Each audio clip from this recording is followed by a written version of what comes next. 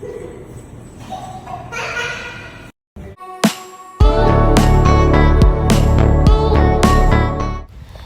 Tuson lumipat na ng bagong bahay at mas malaki nga ito kumpara noon sa kondo nilang tinitirhan. Sobrang saya ni Feliz sa bagong bahay nila at ikot nga ng ikot dito. Excited nga raw si Alice sa fresh start nilang itong mag-ina. Pupunuin ng bagong masasayang memories ang bagong bahay nila.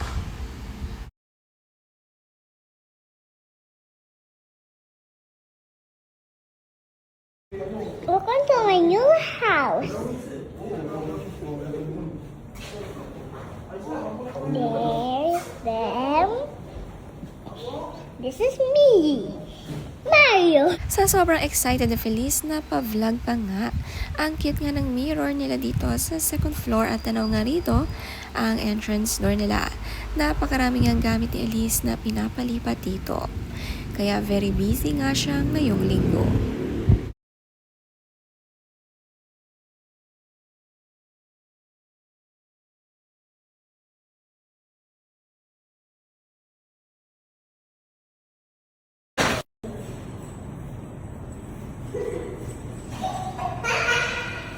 Next plot twist is that things are about to get really good. I think this world is going to... Sabi nga ni Alice, starting new chapter together kasama ang anak, ang pagiging single mom nga ay may lalo nagiging mas masipag at hardworking ang mga babae para sa kanilang anak at para na rin sa kanilang sarili.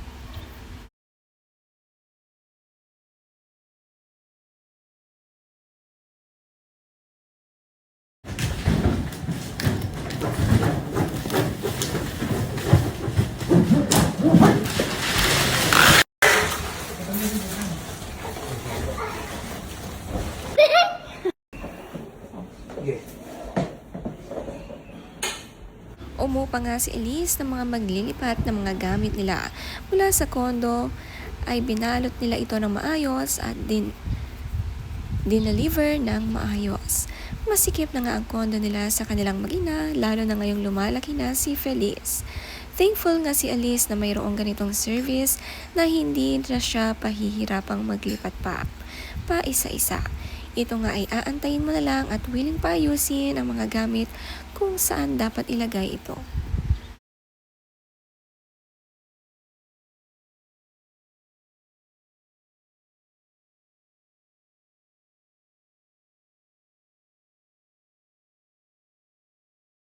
Ang kama at mga bagong unan bumili na rin si Alice.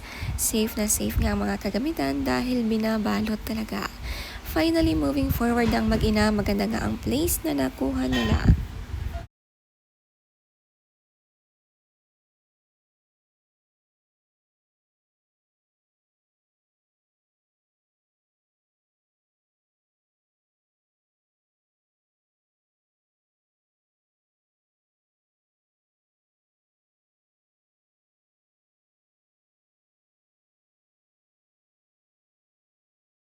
Show Feliz our new home!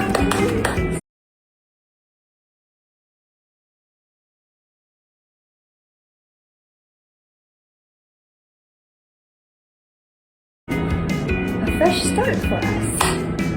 Ito nga ang outfit ni Alice para isama nga si Feliz first time sa lilipatan nilang bahay.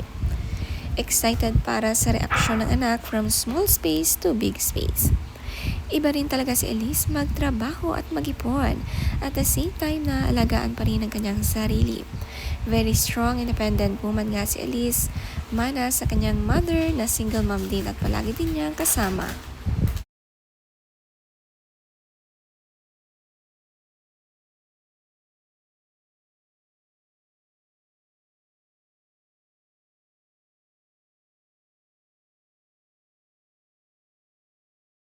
To show Feliz the house because she hasn't seen it. We are actually moving. Ang simple nga ng outfit ni Alice, 300 pesos t-shirt nga raw, sabi niya, at white pants para sa mga errands niya at sasama nga si Feliz sa new home. Simpleng outfit dahil busy na busy sa bagong bahay nila sa mga kagamitan at aayusan pa nga ito. A new chapter nga raw. Ang paglilipat ng bahay ay hindi nga biro. New adjustments, New place pero kayang-kaya ni Elise ito. Sabi nga ng mga kaibigan.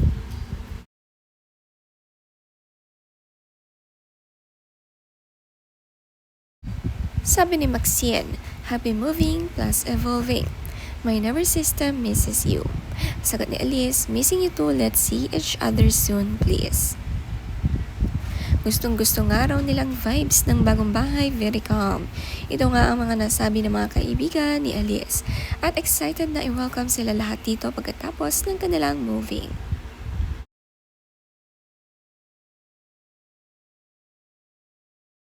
Ganda nga ang poporma itong si Elise, kompleto sa damit hanggang sapatos, pati ang kanyang salamin at hairstyle.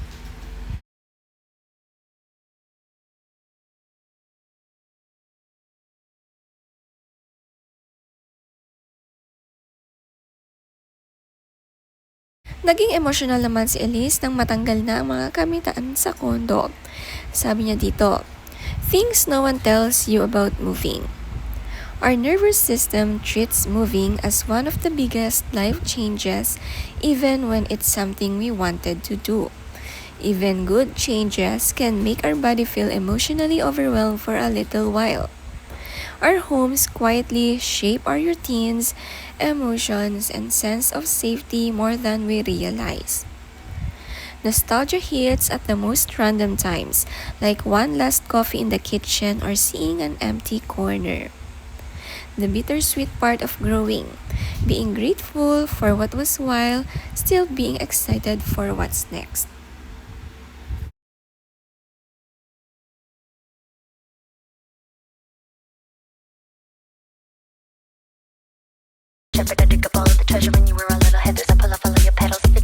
Pagsasabay din ni Elise ang kanyang trabaho at mabuti na lang, sanay rin siyang mag-makeup ng sarili.